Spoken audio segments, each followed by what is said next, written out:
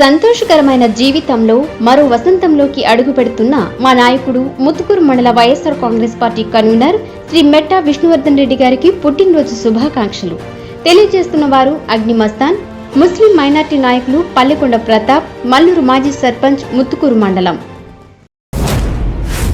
యుద్ధాల వల్ల ఇరాన్తో కమ్యూనికేషన్ లేకుండా పోయి ఏపీలోని వైజాగ్లో ఆర్థిక ఇబ్బందులు ఎదుర్కొంటున్న ఇద్దరు ఇరాన్ మహిళలకు ఏపీ వక్ఫ్ బోర్డు చైర్మన్ అబ్దుల్ అజీజ్ వక్ఫ్ బోర్డు తరపున వారికి ₹150,000 ఆర్థిక సహాయం అందజేశారు.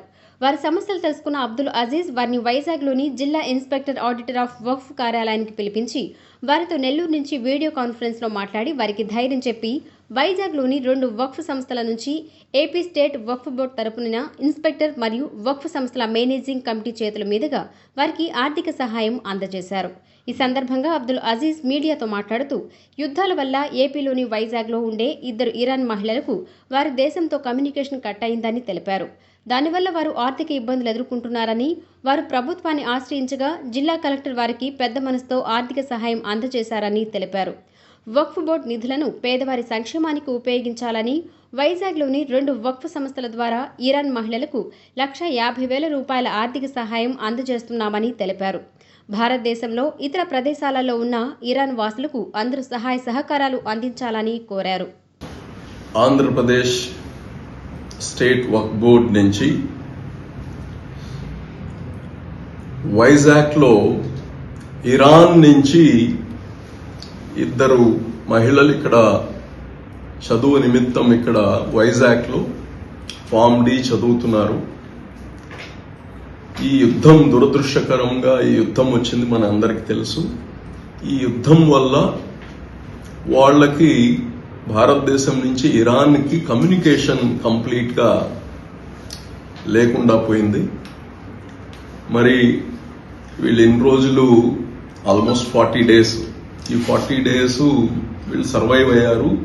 కానీ అక్కడ వాళ్ళ ఫీజెస్ కానీ వాళ్ళకి డే టు డే వాళ్ళు బ్రతకడానికి అలాగనే పిల్లలకి స్కూల్ ఫీజులు ఇవన్నీ కట్టలేని స్థితిలో వాళ్ళు మన ప్రభుత్వాన్ని కానీ అప్రోచ్ అయ్యారు. అక్కడ కలెక్టర్ గారిని, ఆయన కానీ చాలా పెద్ద మనసుతో ₹1,00,000 వాళ్ళకి అందచేయడం జరిగింది.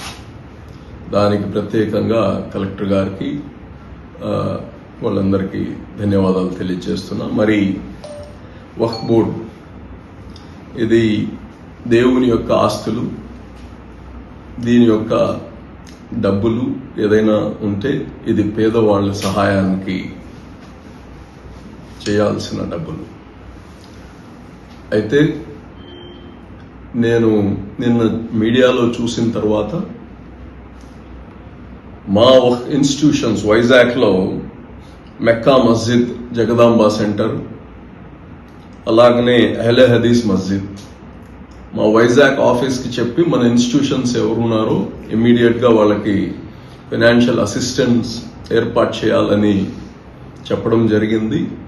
ఇమ్మీడియట్గా ₹150,000 ఈ 2 ఇన్స్టిట్యూషన్స్ నుంచి, మెక్కా మస్జిద్ నుంచి ₹1,00,000, అహ్లే హదీస్ ఇన్స్టిట్యూషన్ నుంచి ₹50,000 ఈరోజు ఆ ఇద్దరు ఇరానియన్ లేడీస్కి ఇవ్వడం జరిగింది.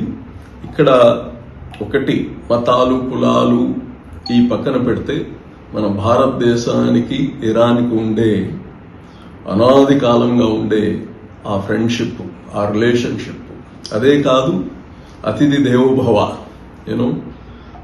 మన దగ్గర వచ్చి మన పైన నమ్మకంతో మన దేశంలో చదువుకుంటూ మన విద్య ఇక్కడ చదువుకుంటే మంచి నాణ్యమైన విద్య దొరుకుతుందనే ఆలోచనతో ఇక్కడ చదువుతున్న వాళ్ళకి మనం సపోర్ట్ చేయాలి. It shows how our Indians క్రైసిస్లో పక్క దేశాల వాళ్ళకి ఎలాగా జాగ్రత్తగా వాళ్ళకి సహాయం చేస్తాయి, అవసరం అప్పుడు ఎలాగ మనం బిహేవ్ చేస్తాము. కష్టకాలం ఇది, డబ్బు కాదు. కుటుంబాలని ఇతర దేశాల్లో వాళ్ళ దేశానికి మన దేశానికి కమ్యూనికేషన్ లేని పరిస్థితి, ఇది చాలా దారుణమైన పరిస్థితి.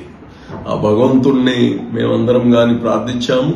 ఈ యొక్క యుద్ధాలన్నీ తొందరగా ఆగిపోయి ప్రజలందరూ సుఖంగా ఉండాలి.